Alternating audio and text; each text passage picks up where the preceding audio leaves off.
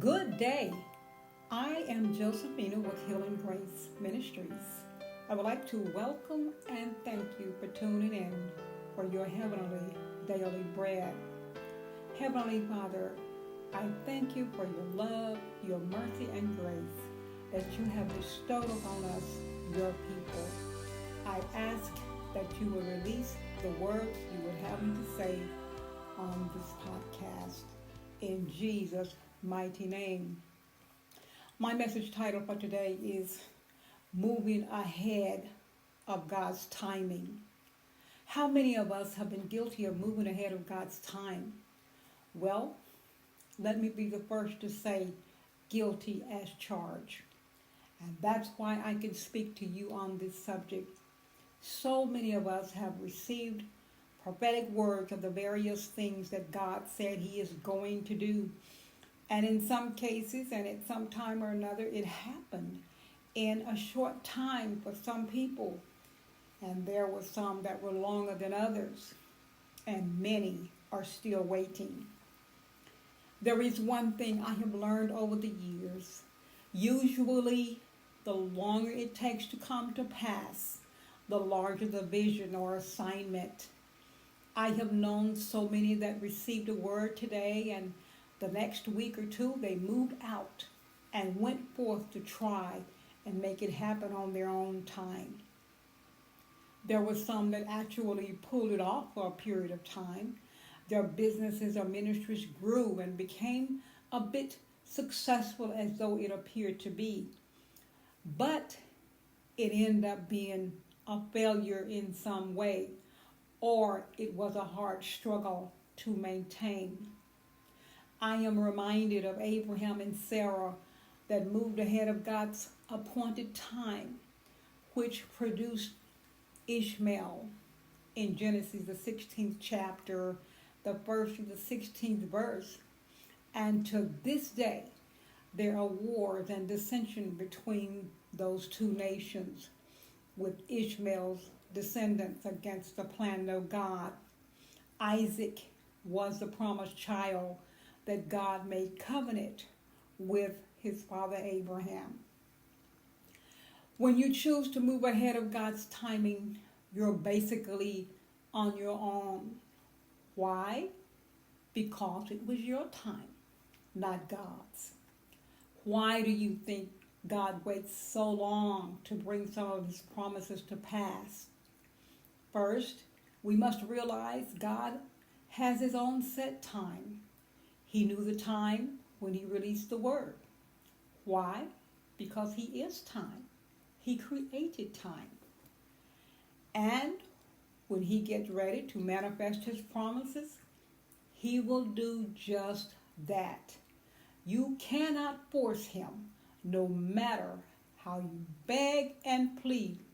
You can't bribe or manipulate him. He is God, Yah. Growing up in the church, they used to sing a song saying, "You can't hurry God. You just have to trust him and give him a little more time." I remember another little mother saying, "God is seldom early and never late." It appeared that Jesus was late getting to Lazarus before he died. He took his time going. He knew Lazarus was going to die. However, he also knew that he would be raised from the dead. This miracle was for God to get the glory and no one else. God will never give his glory or share his glory with anyone. There had to be witnesses standing by during this time. And that is exactly what God can and waiting to do for many of you. Even though it looks as though the prophetic words have fallen to the ground and it's all over. But if God spoke it, he is going to resurrect his promise and bring it to pass just as he has spoken. It is up to you to stand, trust him, continue to believe and wait. He will show up in his own divine and appointed time. Another reason God waits before he manifests He knows you are not ready for what he has called or chosen you to carry out. You must go through process, pruning, being tested in the fire, maturing you, developing you, gaining wisdom, knowledge, and understanding. How can you possibly understand your assignment unless you have been prepared to perform it? While you are waiting, you should continue to pray and seek Yah's face. And on the natural side, you should do research and take classes, educate yourself in that particular area if you know the area God has called you in. If you do not know, seek him diligently, and he will direct you and answer you.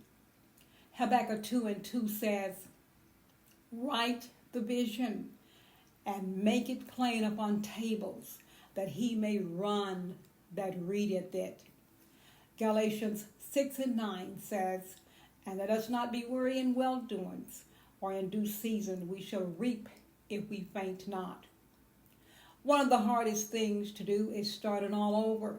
Can you imagine running all the way down to the finish line and having to go back to the starting line to start over because you moved too fast? It's like we're cheating on God. In reality, we're cheating on ourselves. How many of us moved ahead of God's timing because we cheated by moving ahead of our own time? This is one of the hardest lessons to learn, starting all over again.